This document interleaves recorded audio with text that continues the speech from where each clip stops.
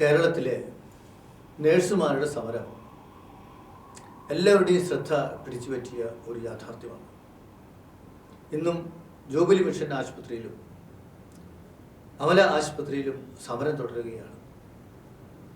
അവിടെ പറയുന്നത് 800 ബെഡിനേക്കാൾ കൂടുതൽ ബെഡ് ഉള്ളതുകൊണ്ട് അവിടെ നേഴ്സിംഗ് പാസ്സായ ഒരു വ്യക്തിക്ക് ആരംഭത്തിൽ തന്നെ മറ്റെല്ലാ ആനുകൂല്യങ്ങളോടും കൂടി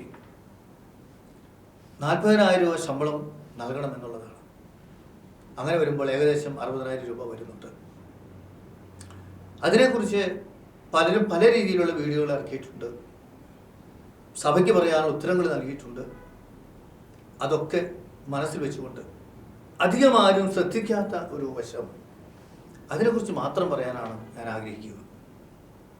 കത്തോലിക്ക തിരുസഭയെ സംബന്ധിച്ച് പറയുമ്പോൾ ആശുപത്രികളൊന്നും തന്നെ ഫാക്ടറികളല്ല, തൊഴിൽശാലകളല്ല. അതേസമയം ന്യായമായ രീതിയിൽ ഭംഗിയായി ജോലി ചെയ്യുന്നവർക്ക്, ശുശ്രൂഷ ചെയ്യുന്നവർക്ക് ശമ്പളം കൊടുക്കുന്നത് ചെയ്തു വരുന്നുമുണ്ട്. പക്ഷേ 800-ൽ കൂടുതൽ ബെഡുകളുള്ള ആശുപത്രിയെ സമരക്കാരും സമരത്തിന് നേതൃത്വം കൊടുക്കുന്നവരും കാണുന്നത് എങ്ങനെയാണ്?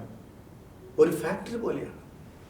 അവിടെ തൊഴിലാളികൾ ജോലി ചെയ്യും, അതുകൊണ്ട് തൊഴിലാളികൾക്ക് കൂടുതൽ ശമ്പളം കൊടുക്കണം എന്നൊക്കെ.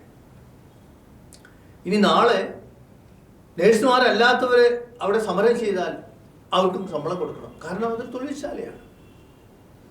അപ്പോൾ വലിയ ആ ആശുപത്രികളെ ഒരു തൊഴിൽശാലയായിട്ടാണ് സമരത്തിന് നേതൃത്വം കൊടുക്കുന്നവർ കാണുന്നതെങ്കിൽ അവിടെ 2 ചോദ്യങ്ങൾ ഉയർത്തുന്നുണ്ട്. അതായത്, കേരളത്തിൽ എത്ര തൊഴിൽശാലകൾ ഇന്നുണ്ട്, എത്ര ഫാക്ടറികൾ ഇന്നുണ്ട്? എത്രയോ ഫാക്ടറികൾ ഇന്ന് പൊട്ടിപ്പോയി. HMTയും ഗ്വാളിയാരും തുടങ്ങിയ എത്രയോ ഫാക്ടറികൾ ഇന്ന് ഇല്ലാതായി. അപ്പോൾ ഇന്ന് 40,000 രൂപ മാസം ശമ്പളം കൊടുത്തുകൊണ്ട്, അത് എല്ലാ ആനുകൂല്യങ്ങളോടും കൂടി ശമ്പളം കൊടുത്തുകൊണ്ട് ഒരു ഫാക്ടറി നടത്താനായിട്ട്, മുമ്പോട്ട് കൊണ്ടുപോകാനായിട്ട് സാധിക്കുന്നില്ല. ആ നാട്ടിലാണ് ഇങ്ങനെ ഒരു സമരം ഇവിടെ നടക്കുന്നത്.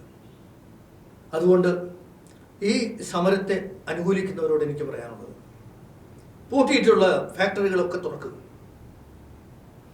ബിടെക്കും എംടെക്കും ഡിപ്ലോമയും ഒക്കെ പഠിച്ചിട്ടുള്ളവർക്ക് മിനിമം 40,000 രൂപ ശമ്പളം കൊടുത്തുകൊണ്ട് എല്ലാ ആനുകൂല്യങ്ങളോടും കൂടി ആ ഫാക്ടറികളെല്ലാം പ്രവർത്തിക്കട്ടെ.